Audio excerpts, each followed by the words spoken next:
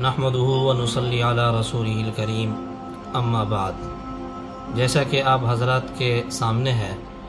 کہ اس وقت اسرائیل فلسطینیوں پر بے انتہا ظلم کر رہا ہے اور بغیر کسی امتیاز کے اور تفریق کے بچوں کو، بوڑھوں کو، عورتوں کو نشانہ بنا رہا ہے، ہسپتالوں پر، عبادت گاہوں پر بمباری کر رہا ہے، اور انسانی حقوق کی تنظیمیں جو اپنے آپ کو انسانی حقوق کی علم بردار کہتی ہیں،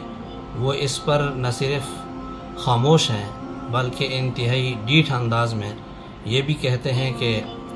ہم تمہارے ساتھ ہیں، جتنا تم سے ظلم ہو سکتا ہے کرو۔ اس وقت ہم ان کے سامنے، ان کے ساتھ، اپنے فلسطینی بھائیوں کے ساتھ جا کر ان کے شانہ بشانہ لڑ تو نہیں سکتے، لیکن کم از کم ہماری غیرت ایمانی کا تقاضا یہ ہے کہ کم از کم ہم اتنا ضرور کریں کہ ان مصنوعات کا بائیکاٹ کریں جو اسرائیل کی ہیں یا اسرائیل کی حمایت کر رہی ہیں یا اسرائیل کا کسی بھی طرح تعاون کر رہی ہیں، جیسا کہ پیپسی ہے، میک ڈونلڈ ہے، اور اسی طرح کیپسن سگریٹ ہے، اور نیسلے واٹر ہے، اور جو اس طرح